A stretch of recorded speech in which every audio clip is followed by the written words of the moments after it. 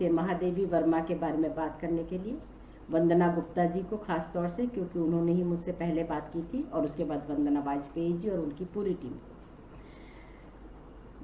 आज जब उन्होंने मेरा परिचय जहाँ पर दिया है और इस प्रोग्राम का परिचय जहाँ पर दिया है, वहाँ उन्होंने लिखा है, पंथ रहने दो अपरिचित, प्राण रहने दो अकेला। इस कविता को जब हम पहले पढ़ते थे तो एक अलग ही अनुभूति होती थी, और उस अनुभूति में जो जैसा आलोचक गण कहते हैं कि रहस्यात्मकता, एक मिस्टिसिज्म की प्रतीति होती थी इसको पढ़ते हुए। लेकिन जब मैंने महादेवी को सिलसिलेवार ढंग से पढ़ना शुरू किया तो मुझे लगा कि किसी भी कविता की तरह और अच्छी कविता की तरह महादेवी की तमाम कविताएं व्यंजना की कविताएं हैं।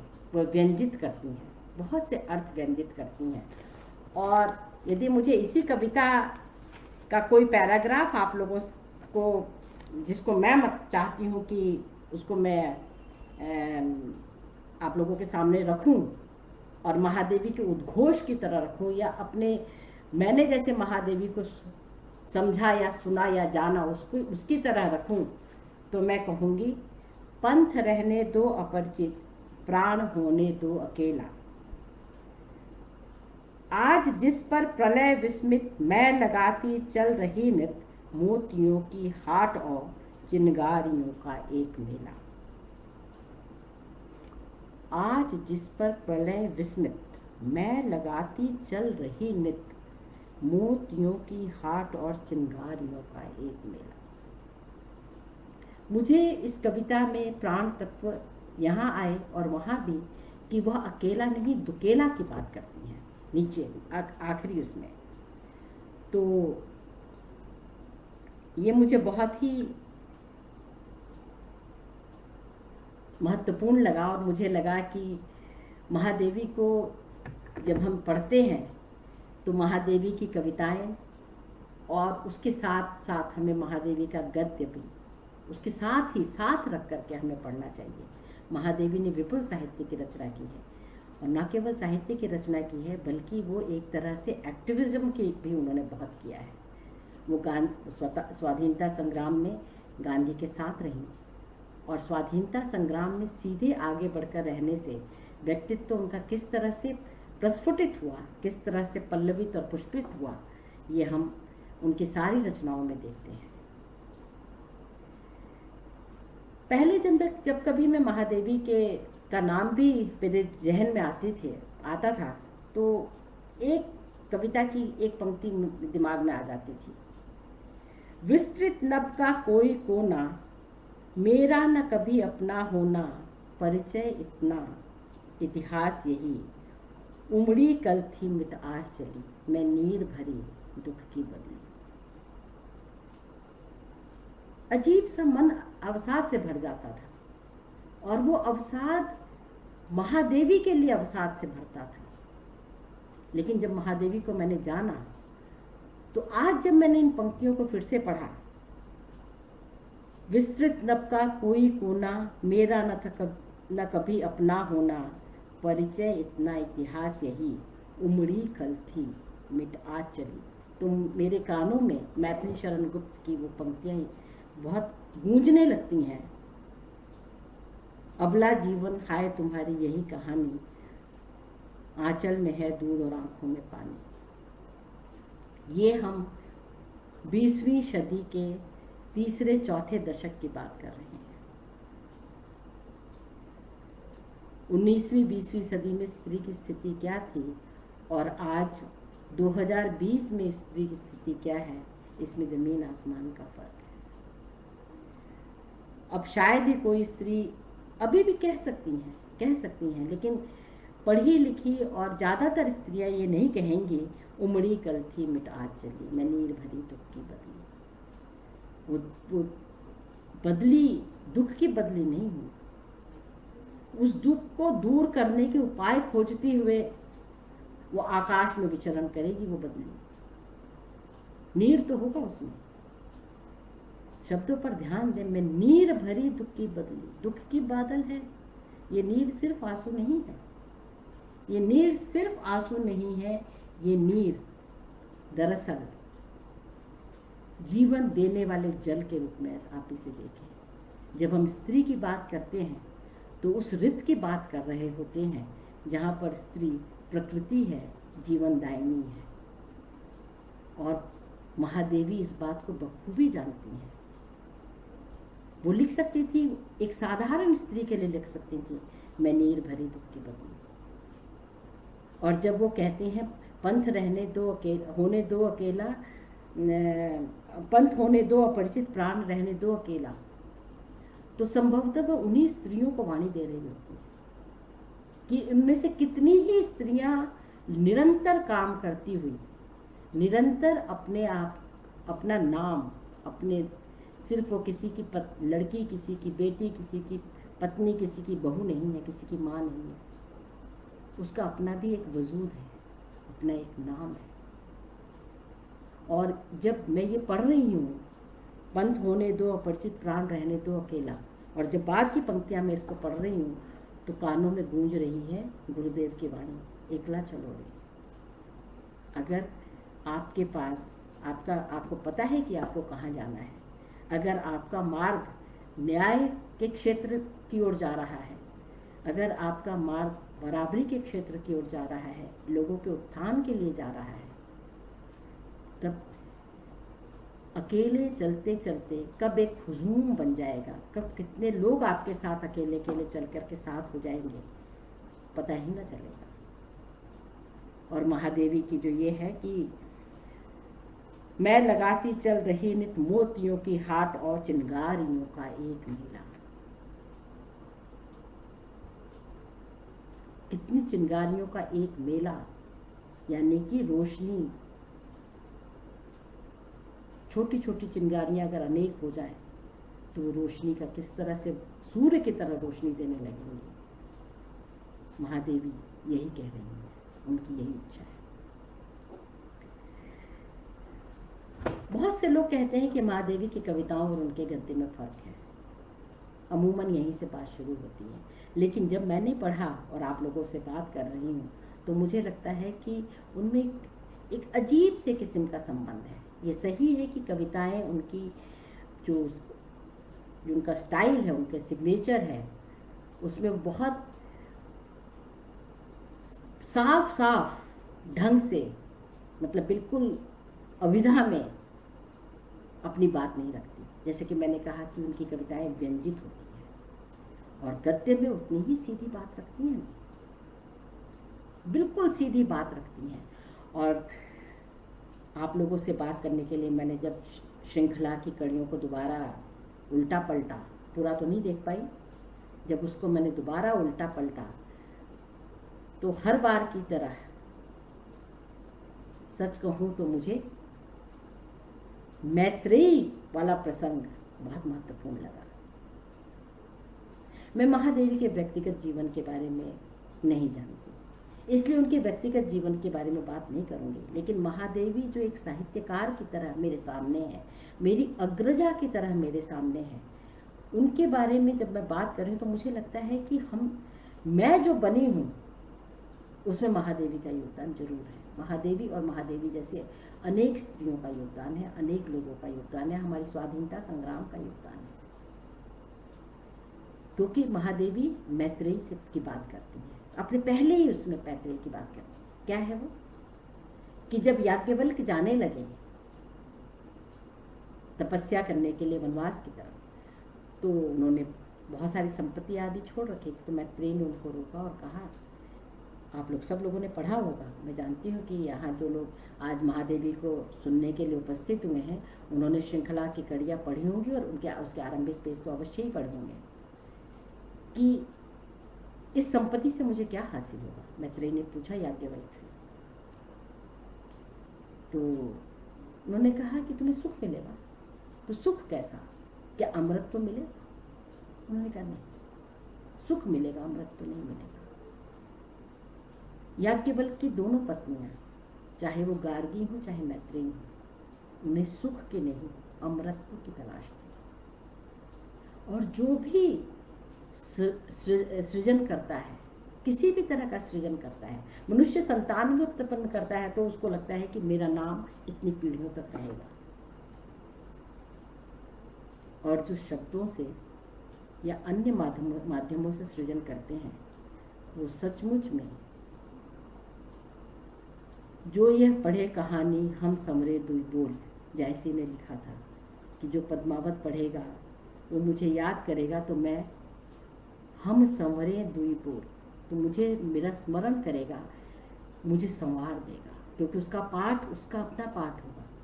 कविता मैंने रची लेकिन वो अपने समय में अपने मानस के हिसाब से, अपनी ज़रूरत के हिसाब से जब कविता पढ़ेगा तो मेरी पुनर्रचना करेगा मेरी रचना की।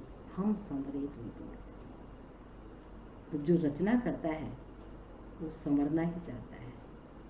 और जब महादेवी मैत्रेयी को याद करते हैं और जब वो ये बताती हैं तो एक स्फुरन सा होता है। मैं सच बताऊं, मेरे रोए खड़े अभी भी हो रहे हैं कि जिन श्लोकों को पाठ करते हुए, जाप करते हुए हम बड़े हुए स्कूलों में, और जिनको आज भी हम एक दिया जलाते समय या एक अगरबत्ती जलाते समय जब तक उसमें लौ रहती है तो मेरे मुंह से स्वतः फूटने लगते हैं। असतो मा सद्गमया तमसो मा ज्योतिर्गमया मृत्योर मा अमृतम गमया। मृत्यु से अमृत की यात्रा, ये यात्रा क्या है? ये शब्द की यात्रा है, ये रचना की यात्रा है, ये सृजन की यात्रा है। और जब महादेवी इसको लिखती हैं तो मुझे महसूस होता है उनके हाथों का कंपन, उनके शरीर में जो उस समय भाव उत्पन्न हो रहे होंगे इसको लिखते हुए, और एक कामना जो होगी उनकी, असतो मा सद्गमया, जो लिखा गया उससे असत्य से सत्य तरफ बढ़े। असतो मा सद्गमया तमसो मा ज्योतिर्गमया, तमस से अंधकार से ज्योति प्रकाश की हो, क्या अज्ञान का अंधकार और ज्ञान का प्रकाश।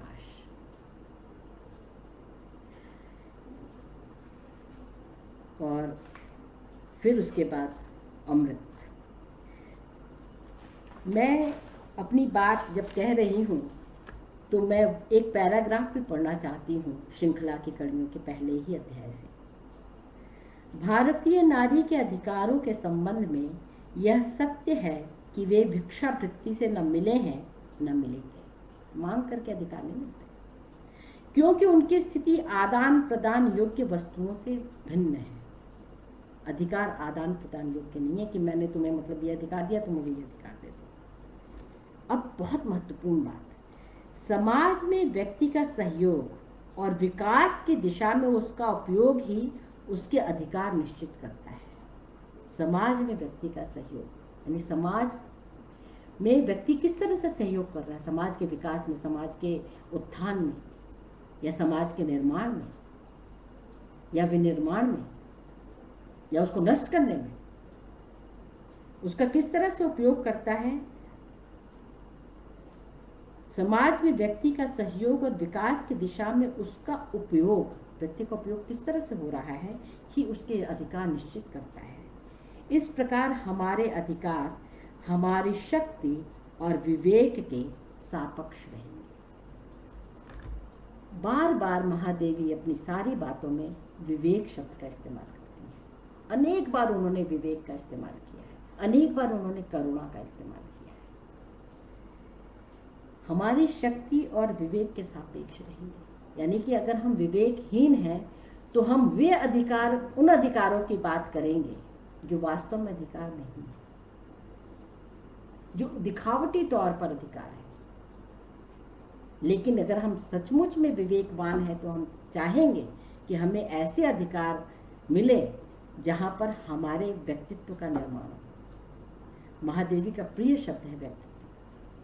व्यक्ति, व्यक्तित्व, व्यक्ति, व्यक्तित्व बार बार लिखती है। व्यक्ति माने एक ऐसा प्राणी, ऐसा मनुष्य जिसका विवेक जागृत है, जो स्वाधीन है, स्व अधीन। स्वाधीनता का भी प्रयोग महादेवी करती हैं। स्वाधीन, स्व अधीन। स्व अधीन माने जो अपने आप निर्णय ले सके, जो परिवार के या समाज के निर्णयों को होते देख करके अपनी आवाज उठा सके और कह सके कि इस निर्णय के हम आपके साथ हैं या इस निर्णय का हम विरोध कर रहे हैं। ये विवेक से ही आएगा कि हम जान सकें कि क्या अच्छा है। और जब महादेवी, मैं आप लोगों से ये कहूँ कि जब महादेवी स्त्री की बात करती हैं तो उनके सामने वो हर के लिए अलग अलग लिखती हैं। मध्य वर्गीय स्त्रियों के लिए अलग लिखती हैं, उच्च वर्गीय स्त्रियों के लिए अलग लिखती हैं, कृषक और मजदूरिनों के लिए अलग लिखती हैं। वो सबके बारे में लिखती हैं, हर पैराग्राफ में लिखती चलती हैं। उनके लिए स्त्री कोई ऐसा वो नहीं है, मतलब ऐसा गोल नहीं है जिसमें सब चीज़ फंसा दी जाए, या समाज ऐसा कोई ऐसा तंत्र नहीं है कि जो कि जिसका कोई रूप ही ना हो हमारे सामने।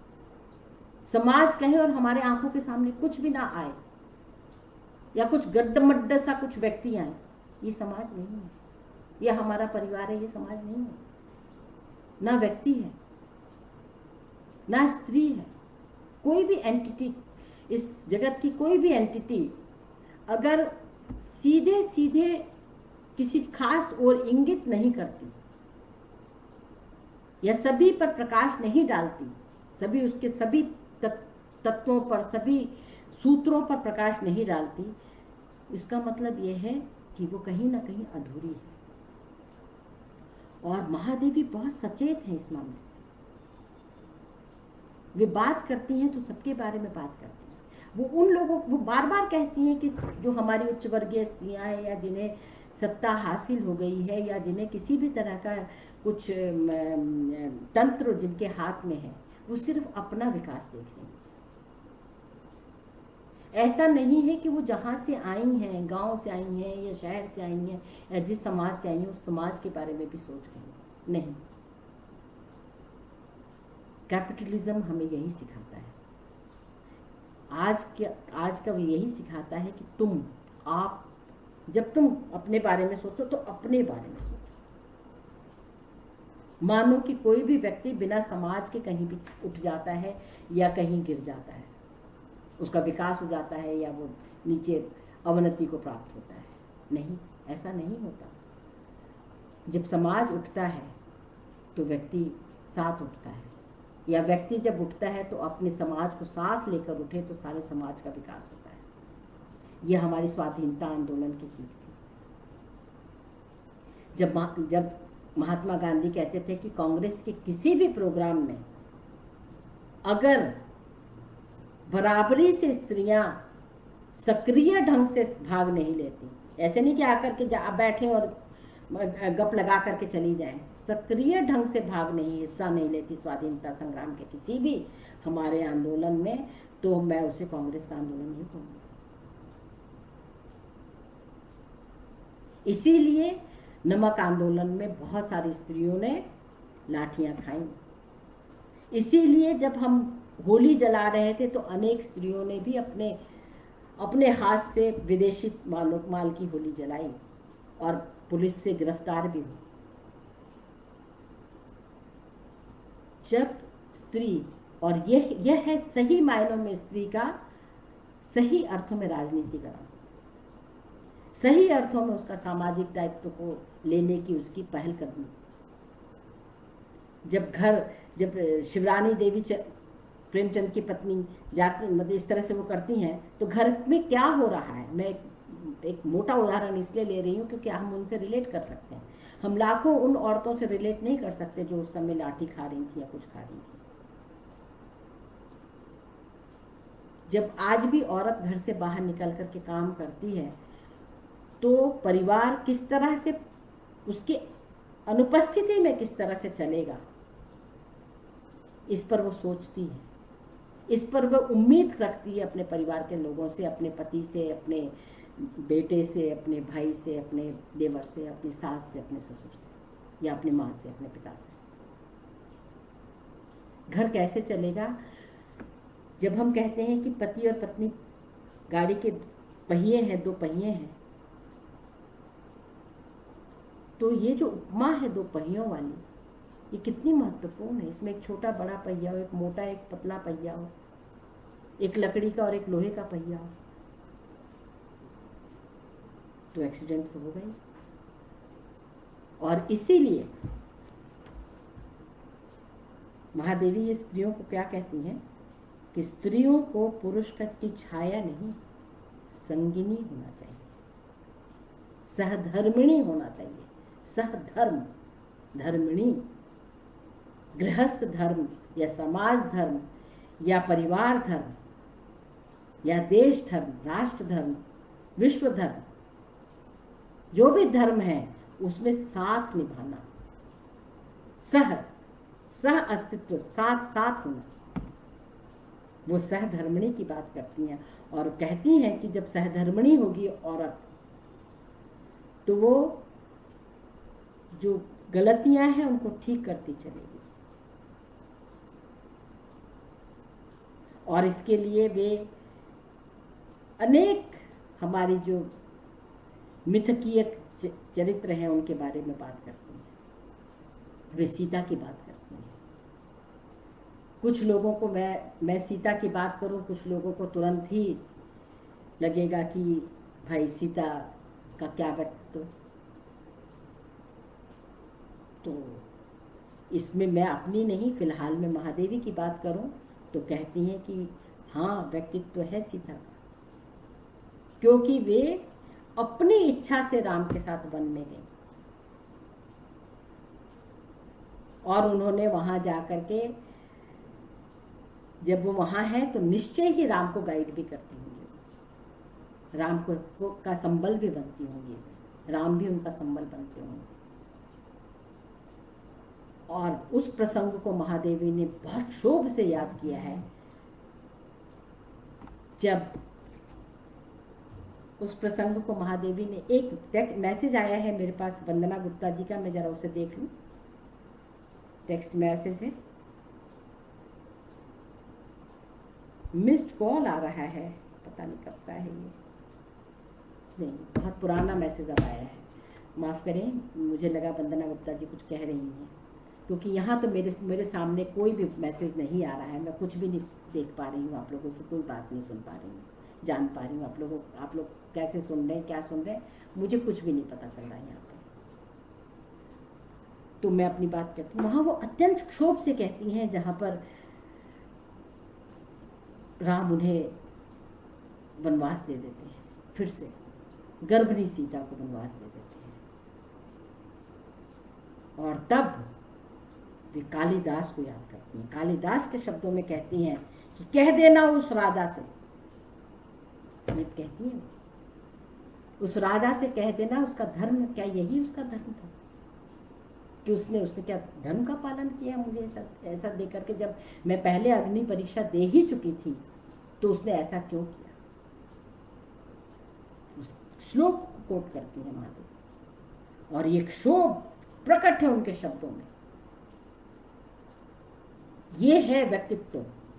ठीक है, तुमने मुझे वन भेज दिया, पहले तो वो इस चक्कर में वो लक्ष्मण के साथ चली गई कि प्रिय कितने सहृदय हैं कि उन्हें पता चल गया कि मुझे वन जाने की इच्छा हो रही है, गर्भ के इन दिनों में मुझे वन देखने की इच्छा हो रही है, पुराने दिन याद आ रहे हैं, वनवास के दिन याद आ रहे हैं, तो कितने सहृदय हैं। और लक्ष्मण की उस समय की जो दशा है, मनोदशा है, कट के रह जाते हैं लक्ष्मण सीता की ये बात सुनकर के। और जब वो छोड़ते हैं उन्हें तो कहते हैं कि आप यहीं रहेंगी, आपको उन्होंने राजमहल से निकाल दिया है। और तब सीता का जो क्रोध है, और वो निर्णय लेती है सीता वहीं पर कि अब आओ मुझे लेने के लिए, मैं चलती हूँ तुम्हारे साथ, सोने की सीता बनवा कर रखना। और यही हुआ। ऐसा कहा नहीं है सोने की सीता बनवा कर रखना, लेकिन राम को अपने यज्ञ के लिए सोने की सीता बनवानी पड़ी। सीता तो चली गई, भूमिसात हो गई। वे राम के साथ नहीं गई, उन्होंने लवकुश को उनको दे दिया, राम के साथ नहीं गई। और यहीं पर सीता के लवकुश वाले प्रसंग को वहां तक नहीं जाती, वे सिर्फ ये उस राजा से कह देने की बात करती हैं। और तुरंत बाद हम पढ़ते हैं यशोधरा के बारे में, गोपा। बहुत दिनों बाद मैंने गोपा पढ़ा यशोधरा के लिए। सचमुच में आंखों में आंसू आ गए। और वो कहती है कि गुरु की तरह यशोधरा अपने भवन में रही। वो नहीं कि आए हैं सिद्धार्थ तो दौड़ जाए वहां पर उनको देखने के लिए, नहीं, उन्होंने अपने कर्तव्य का पालन किया। उन्होंने राहुल को बड़ा किया, उन्होंने अपने राज को भी देखा होगा, अपने सास ससुर को भी देखा होगा। लेकिन जब बुद्ध आए तो बुद्ध आए यशोधरा के पास भिक्षा मांगने, वे अपने भवन में रही। क्या हम इसे व्यक्तित्व नहीं कहेंगे? क्या ये वही व्यक्तित्व नहीं है जिसकी बात बार बार महादेवी करती हैं और इन उदाहरणों के साथ करती हैं? और इसी प्रसंग में वे द्रौपदी को याद करती हैं कि रक्त स्नाता द्रौपदी, दुशासन के रक्त से बाल धोकर के जब द्रौपदी विजय की घोषणा करती है कि हम विजयी हैं, तब उन्होंने बड़े दुख के साथ लिखा है कि द्रौपदी की यही छवि सामने रह गई और उन्हें युद्ध का कारक बना दिया गया, जबकि वास्तविकता ये नहीं है। वो युद्ध का कारक नहीं थी, द्रौपदी युद्ध का कारक नहीं थी। उसने अंधे का पुत्र नहीं कहा था, ये तो भीम ने कहा था। दुर्योधन ने पिताजी को झूठ मूठ बता दिया था कि द्रौपदी ने कहा है ताकि गुस्सा आ जाए, पिता को ज्यादा गुस्सा है कि एक बहू ऐसे कह रही है, एक स्त्री ऐसे कह रही है। लेकिन महादेवी जिस तरह के नारी के अधिकार की बात करती हैं, नारी की स्वाधीनता की बात करती हैं, नारी और पुरुष की समानता की बात करती हैं, उसमें उन्हें द्रौपदी की यह बात, उसके इतने जो उसका व्यक्तित्व है, द्रौपदी के व्यक्तित्व को नीचा करने वाला लगा। उनको लगा कि द्रौपदी को दुशासन के खून से अपने बाल नहीं धोने चाहिए थे। ये कहानी उन्होंने डायरेक्ट, लेकिन ये ही कहा है कि यही बात याद रही और उन्हें युद्ध का कारण बता दिया गया। महादेवी की दृष्टि बड़ी समावेशी है, बड़े संतुलन है उनमें। वो कहती है कि स्थितियां ऐसी हैं, औरतों को इतने सालों से, इतने सैकड़ों सालों से ऐसा दबा दिया गया है कि कहीं तो उनमें साधारण दयनीयता है तो कहीं असाधारण विद्रोह। साधारण दयनीयता आम औरतों में है, असाधारण विद्रोह उन्हें द्रौपदी में जैसे कि दिखता है। वो बात करती है संतुलन की। उन्हें सीता में संतुलन दिखाई पड़ता है, उन्हें यशोधरा में संतुलन दिखाई पड़ता है, और कहती हैं कि जैसे कि ये है जिनसे हम कुछ सीख सकें, कि आप अपनी बात पर अडिग रहिए, अपनी बात मनवाइए, लेकिन संतुलन मत खोइए। और यहाँ पर मुझे बहुत बारी, मैं इस बात को घर में तो कहती रहती हूँ, दोस्तों से भी कहा, आप लोगों से भी कहूँ, कि जब भी ये बात करती हूँ, मुझे गोदान का वो दृश्य याद आता है जहाँ पर वो सारे के सारे पंच आकर के फैसला कर रहे हैं। तो उन्हें पहले धनिया की बात में दम लगता है, और जैसे ही धनिया देखती है कि पंच मेरे साथ हैं, तो वो गाली देने लगती है, दाढ़ी जार और ये सब, और पंचों को लगता है कि ये क्या, सब उसके खिलाफ हो जाते हैं। यहाँ मेरे सामने एक सवाल है, और वो सवाल मैं आप सबके सामने रखना चाहती हूँ कि जब हम नारी स्वाधीनता की बात करते हैं, बराबरी की बात करते हैं, तो हमारा हम किस तरह से आगे बढ़ें, हम संतुलन को कैसे साधें। कई बारी हमें अपना तेजस्वी रूप दिखाना ही पड़ता है, और अगर हम उसे ना दिखाएं तो लोग रौंद करके चले जाए। कई बारी हम जल की तरह धीरे से सरक जमीन के नीचे घुस करके और दूसरी तरफ चली जाती है। मनुष्य की प्रवृत्ति ऐसी होती है कि किस तरह से राह निकले वैसे हम चलें। और यहीं पर वो, जब मैं पहले भी मैंने इस बारे में बात की है कही और अभी भी कहती हूँ कि जब वो उच्च वर्गीय स्त्रियों के बारे में, उनकी स्वाधीनता के उनके रूप को देखती हैं कि वो विदेश जा रही हैं और इस तरह से कर रही हैं, उस तरह से कह रही हैं, महादेवी बहुत संकेत में बात करते हैं, वो डायरेक्ट उस तरह से सीधे सीधे गद्दे में भी नहीं करती। जैसे आज के की वो है कि हम लोग विस्तार से लिखेंगे कि एक्स फलानी जगह गई, उन्होंने एक फलाने ब्रांड की विस्की या ये सब लिया, उन्होंने फलाने ब्रांड का ड्रेस पहना था और इस का बैग। वो ऐसा नहीं करती, वो एक संकेत कर देती हैं कि ऐश, और मतलब ऐश की क्या ऐश करना हम स्वाधीनता के दायरे में लाएंगे, या ये एक पक्ष है, उसको क्या करें। लेकिन हम इस बात को भी याद रखें कि जब महादेवी इन सारे निबंधों को, श्रृंखला की कड़ियों को लिख रही हैं, तो वो 30 का दशक है, 20वीं सदी का तीसरा दशक है। और उस समय आदमी कैसे सोच रहा है, स्त्री कैसे सोच रही है, और आज 2020 में हम किस तरह से सोच रहे हैं, इसमें लगभग 90 वर्ष का, 80-90 साल का अंतर है। इस बात के, इस अंतर को हमें नहीं भूलना चाहिए। और इस अंतर को जब अगर हम भुला देते हैं, तो हम लोगों को ये चीज़ें डेटेड लगती है। जबकि मुझे महादेवी को पढ़ते हुए डेटेड नहीं लगा। मैं महादेवी को जब पढ़ती हूँ तो मुझे लगता है कि जैसे कि एक गुफा का द्वार धीरे धीरे खुल रहा, वो अपने समय को बता रही है। इन्हीं निबंधों में वो युद्ध की बात करती हैं, युद्ध पर पढ़ते हुए नारी पर युद्ध के प्रभाव की बात करती हैं। ये दूसरे महायुद्ध का समय है, बकायदा वो युद्ध की बात करती हैं और कहती हैं कि पुरुष किस तरह से युद्ध चाहता है।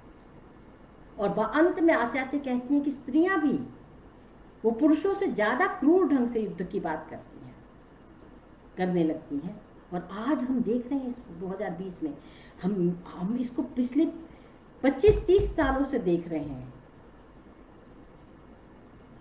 और यह महादेवी की दृष्टि से छिपा नहीं कि जब वो कहती हैं कि जब भी स्त्री की मुक्ति की बात होती है, स्वाधीनता की बात होती है, बराबरी की बात होती है, तो कई लोग पुरुष का अनुकरण करने लगते हैं, पुरुष की तरह निर्दयी, पुरुष की तरह क्रूर, पुरुष की तरह स्वार्थी।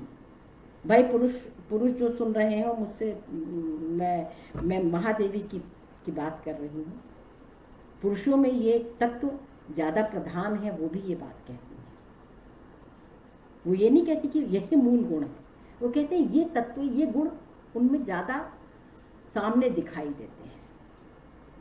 इस बात को प्लीज माफ करेंगे, मैं पुरुषों के बारे में मतलब कुछ गलत नहीं कहना चाहती, लेकिन वो कहती हैं कि पुरुष कुछ निर्दयी होता है, उसमें दया और करुणा का थोड़ा कम होता है, उसमें दया और करुणा की भावना। और इसीलिए गांधी भी अपने को स्त्री के तौर पर देखना चाहते हैं, माँ बनना चाहते हैं, स्त्री की तरह देखना चाहते हैं। क्योंकि जो गुण हैं, करुणा, दया, ममता, ये जो भाव हैं, ये स्त्रियों में प्रधान है। तो महादेवी कहती है कि कई बार स्त्रियां जब सोचती हैं कि वो बराबरी की बात करें, तो तुरंत इन गुणों को अपना लेती हैं और मान लेती हैं कि वो बराबर है। जबकि जरूरत यह है कि पुरुषों में हम उन गुणों का संचार करें जो हमारे पास है। जरूरत तो इस बात की है कि दुनिया ज्यादा सुंदर हो, करुणामय हो, ज्यादा दयालु हो, ज्यादा ममतामयी हो। हम काहे उनके, अगर कोई अवगुण है तो हम काहे उनको ले।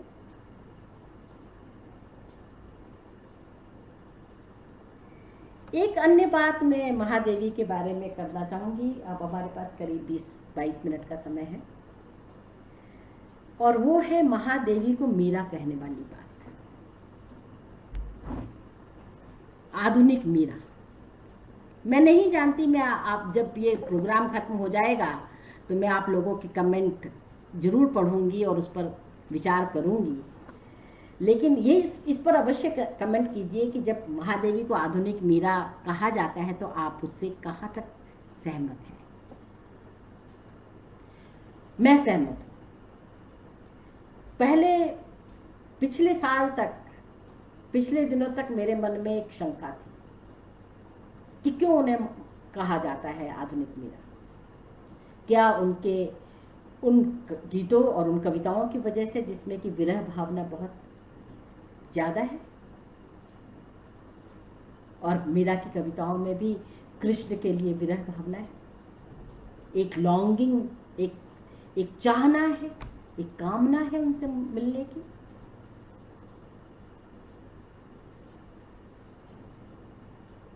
इसलिए एक एक एक ये चीज हो सकती है कि हाँ शायद हाँ, लेकिन मैं दूसरी बात, इसके आगे एक बात कहूंगी, और वो ये बात है कि मीरा अपनी धुन की पक्की थी। उन्होंने अगर तय कर लिया, 16वीं सदी में मीरा ने अगर तय कर लिया कि उसे कृष्ण की भक्ति करनी है, कि उन्हें साधुओं की संगति में रहना है, सत्संग करना है, तो उन्होंने घर परिवार की उनके रोके से रुकी नहीं।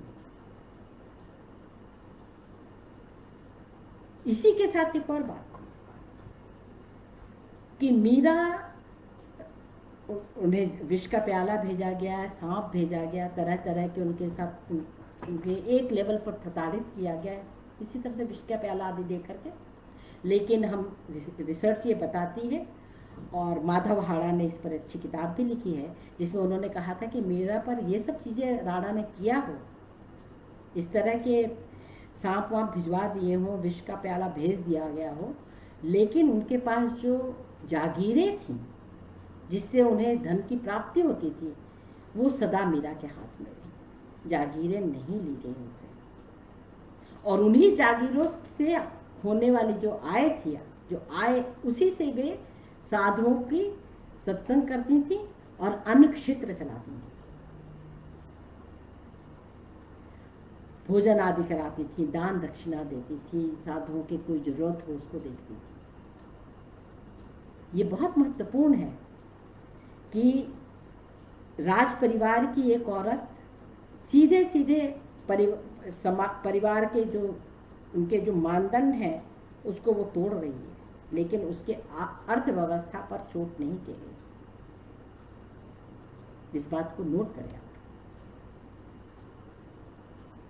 ऐसा नहीं था कि उन्हें निकाल बाहर कर दिया और खुद ही चली गई थी, इन्हीं सब चीजों को देख, कलह देख करके, क्लेश देख करके चली गई थी।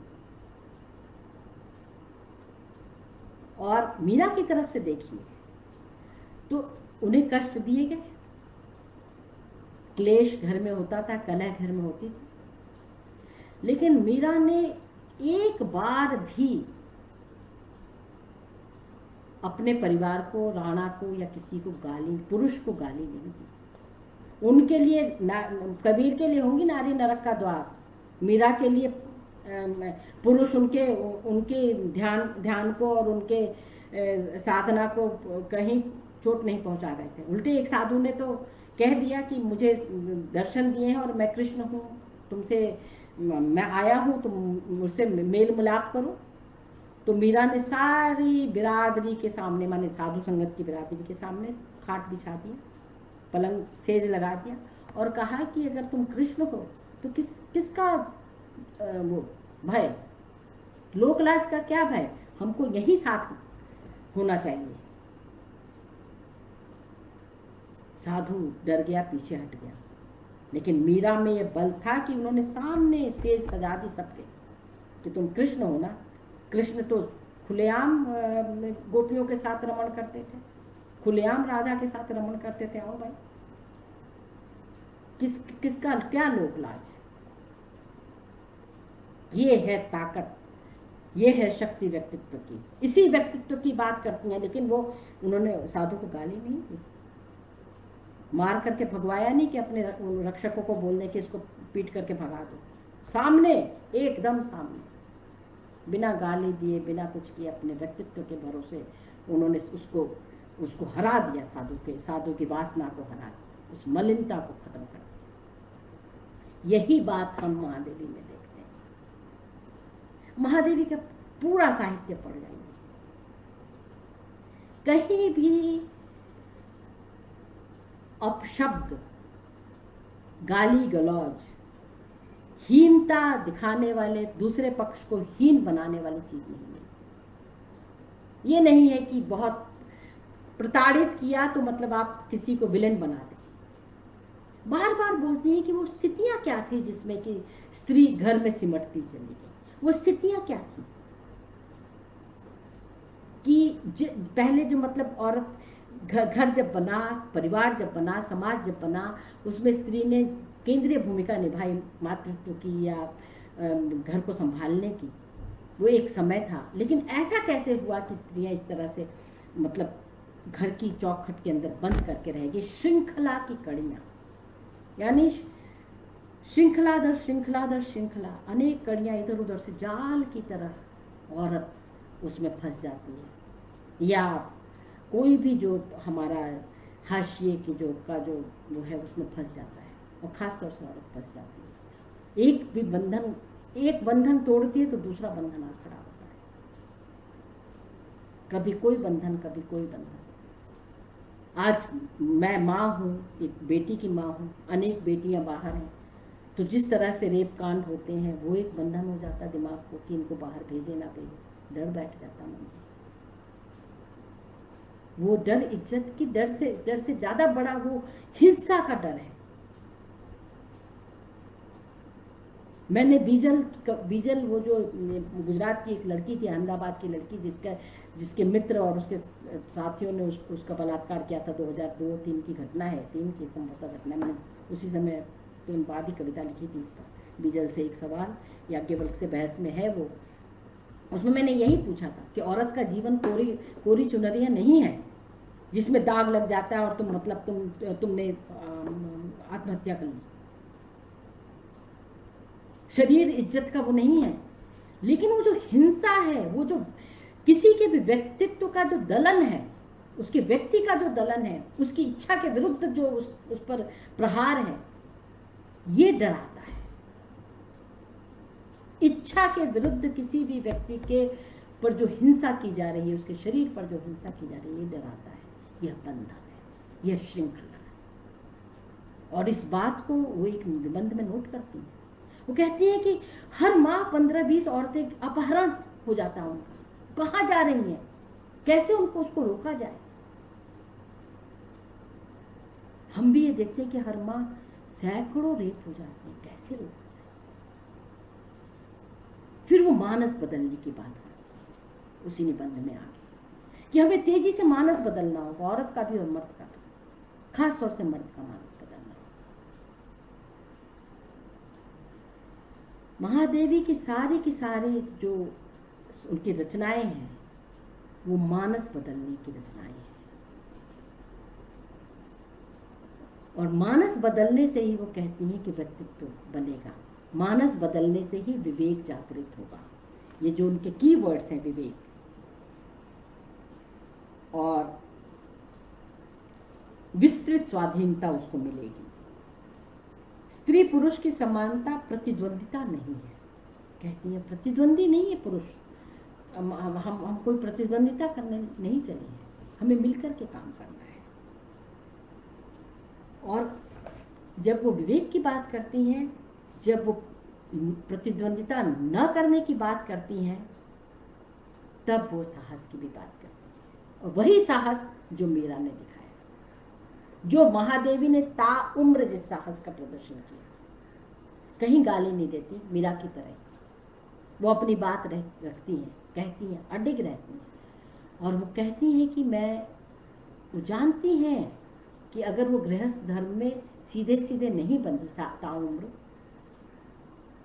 तो उनका उसके प्रति, उसके पीछे भी एक लक्ष्य है और उस लक्ष्य की प्राप्ति करना चाहती हूँ। लक्ष्य क्या है? इसी तरह की विवेक का को जगाना, साहस पैदा करना। और इसके लिए उनको अवसर मिला। महिला कॉलेज की वो प्रिंसिपल रही इलाहाबाद में। सैकड़ों स्त्रियों को उन्होंने, सैकड़ों लड़कियों के मानस को बदला होगा उन्होंने। एक से मैं मिली हूँ, उनकी जो छात्रा थी, जो उनके अंत तक उनके साथ जीवन में रहेंगी। मेरी बड़ी इच्छा है कि जो महादेवी से सीधे पढ़े हों, क्योंकि 1987 तक महादेवी जीवित थी। 1907 से 1987 80 वर्ष की दीर्घायु उन्होंने पाई थी। जो लोग महादेवी से सीधे मिले होंगे, मेरी बड़ी इच्छा है उनसे मिलने की। मैं जानना चाहती हूँ उनसे मिल करके कि स्त्रियों से, कि महादेवी सचमुच में कैसी थी, कैसे पढ़ाती थी, क्या कहती थी। क्योंकि उनका जो विश्व है उसमें केवल मनुष्य नहीं, उनका जो विश्व है उसमें केवल मध्य वर्ग उच्च वर्ग नहीं। मैंने जैसे कहा कृषक। अभी पिछले ही दिनों में भक्ति वाली उनका वो पढ़ी थी संस्मरण, उस भक्तिन का व्यक्तित्व और अंत, उसका अंत कितना कैसा, मतलब जो अपरिहार्य है, मृत्यु अपरिहार्य है, लेकिन उससे बचना, कि मैं उसकी बात नहीं करूँ। और दूसरी तरफ गिल्लू, गिलहरी, जो जिस पेड़ के नीचे किसी कौवे वौवे के चोट से गिर कर के घायल गिरा था, जिस पौधे, जिस जगह पर पौधे के नीचे, अंत में महादेवी वहीं उसे, उसके मरने पर उसका, उनका हाथ पकड़े हुए धीरे धीरे उसका हाथ ठंडा हो रहा है, उसका शरीर ठंडा हो रहा है, वो महादेवी की उंगली पकड़ी हुई है। और जब वो आँख मूंद लेता है तो सुबह वहीं उसे दफना देती हैं। और वहाँ पर कुछ फूल खिलते हैं जिनमें लगता है कि गिल्लू उन फूलों के रूप में आया है। ये है मृत्योर्मा अमृतम गमया, मृत्यु से अमृत की तरफ जाना। वो गिल्लू हमारे सामने प्रत्यक्ष है महादेवी के शब्दों में। भक्तिन हमारे सामने जीवित है आज भी। सूर्यकांत त्रिपाठी निराला, पथ के साथी के, सुंगनी साहू, इन सब पर लिखते हुए वे जवाहरलाल नेहरू की भी बात करती हैं, उन पर भी लिखती हैं।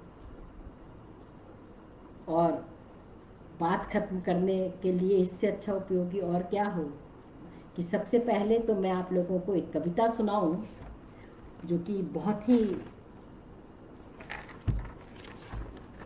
जिस पर मैंने लंबा विस्तार से लिखा भी था, फेसबुक में उसे शेयर किया था। आजकल वो फेसबुक में उपलब्ध नहीं है, क्योंकि कविताओं के देश में करके मैंने एक किताब मतलब वो प्रकाशनाधीन है राजकमल के पास, जिसमें 22-23 कविताओं पर मैंने विस्तृत सुविस्तृत लिखा है उनका पाठ करते हुए। तो ये कविता है अधिकार, और देखिए कितनी अलग कविता है। और इसमें एक ही पंक्ति में लिखा है, वे मुस्काते फूल नहीं। लेकिन इसको पढ़ ऐसे नहीं सकते, वे मुस्काते फूल नहीं। इसको कैसे पढ़ेंगे, मैं पढ़ के सुनाती हूँ आप लोगों को। कविता का शीर्षक है अधिकार। वे मुस्काते फूल नहीं जिनको आता है मुरझाना, वे तारों के दीप नहीं जिनको भाता है बुझ जाना, वे नीलम के मेघ नहीं जिनको है घुल जाने की चाह, वह अनंत ऋतुराज नहीं जिसने देखी जीने की राह, जाने की राह, वे सूने से नयन नहीं जिसमें बनते आंसू मोती, ऐसा तेरा लोक वेदना नहीं जिसमें अवसाद, जलना जाना नहीं जिसने जाना मिटने का स्वाद। क्या अमरों का लोक मिलेगा तेरी करुणा का उपहार, रहने दे हे देव, अरे यह मेरा मिटने का अधिकार।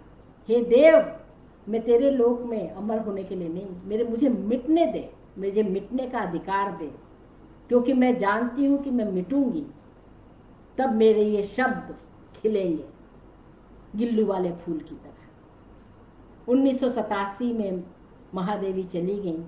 महादेवी को हम स्कूलों में नहीं पढ़ते, कॉलेज में भी हम बहुत कम पढ़ते हैं, और पढ़ते भी हैं तो कई बारी हम पुराने ढंग से पढ़ते हैं कि उनकी कविताएं ये हैं, रहस्यवाद में है, और उनका गद्य इस तरह से, गद्य में श्रृंखला की कड़ियाँ कम ही पढ़ते हैं हम। हमें महादेवी को उसकी पूर्णता में जब पढ़ना है तब हम जानते हैं, क्या अमरों का लोक मिलेगा तेरी करुणा का उपहार, रहने दे हे देव, अरे यह मेरा मिटने का अधिकार। यह है वो कॉन्फिडेंस, यह है वो कॉन्फिडेंस मीरा का, सीता का, यशोधरा का और महादेवी का, और ये हमारा कॉन्फिडेंस है। मैं अक्सर ही देखती हूँ कि लोग नारी चेतना के बारे में बात करते हैं, स्त्री मुक्ति के बारे में बात करते हैं, तो मैंने कई जगहों पर पाया है कि महादेवी का नाम भी नहीं होता। इस अग्रजा को हमें बार बार पढ़ना होगा। वो ठेठ भारतीय संदर्भ में स्त्री मुक्ति की, अधिकार की बात करती हैं, क्योंकि जब वो कहती हैं तो वो केवल नागरिकता के बारे में बात करती हैं। कहती हैं कि स्त्री को नागरिक होना है, उसको घर के बाहर के कार्य क्षेत्र में विशेष अधिकार और सुविधाएं मिलनी चाहिए, न्याय और कानून संबंधी अधिकार और सामाजिक उत्तरदायित्व होने चाहिए। वो राजनीतिक अधिकार की बात करती है, वो संपत्ति का अधिकार की बात करती है कि संपत्ति ना रहने पर बेटी या बहू किस तरह से कंगली हो जाती है और मानहीन हो जाती है, उसका सम्मान नहीं रहता। इसलिए संपत्ति का अधिकार की बात करती हैं, शासन व्यवस्था में स्थान की बात करती हैं, और एक बहुत ही महत्वपूर्ण बात करती हैं कि स्त्रियां, जब उन्होंने लिखा आदरहीन मातृत्व और अधिकार शून्य पत्नीत्व, वो मातृत्व में सम्मान और पत्नीत्व में अधिकार की बात करती है। बहुत महत्वपूर्ण है, ये सूत्र है, आदरहीन मातृत्व और अधिकार शून्य पत्नीत्व। इसको हमें बार बार इस सूत्र को अनेक संदर्भों में खोलने की जरूरत है, और इसीलिए वो स्वावलंबन और आत्मविश्वास की भी बात करती है। ये सारी बात करने वाली महादेवी, प्रयाग वाली हमारी महादेवी नेहरू को बहुत प्रिय थी, और हम सब जानते हैं कि निराला के पास पैसे हो या कोई भी सामान हो, किसी जरूरतमंद को तुरंत दे देते थे, और खुद फिर मतलब कहीं इधर से कर्ज, कहीं उधर से कर्ज, कहीं कुछ। साहित्य अकादमी से 100 रुपए का वजीफा जो बांधा नेहरू ने, साहित्य अकादमी के अध्यक्ष रहते हुए, तो उसे महादेवी को दिया जाता था ताकि वे निराला के खर्चों को चला सके, और निराला के खर्चे, वो सारा पैसा महादेवी के पास रहता था। ये अलग बात है कि निराला वो 100 रुपए तो खर्च कर ही देते थे, महादेवी के भी अनेक पैसे खर्च करवा देते थे, और वो प्रेम प्रेम में खर्च कर भी देती थी। तो ऐसी थी और है हमारी महादेवी। महादेवी क्या नाम है, उन्हीं का नाम हम समरे दुई बोल की तरह याद करते हुए, और मिटने का अधिकार, ताकि फिर से हम चमक सकें अपने शब्दों में। इन शब्दों के साथ मैं महादेवी को प्रणाम करती हूँ, और आप सब लोगों को एक बार फिर से बहुत बहुत आभार कि आप लोगों ने मुझे मौका दिया, आप लोगों ने सुना, और मुझे महादेवी को पढ़ने के लिए एक बार फिर से प्रेरित किया।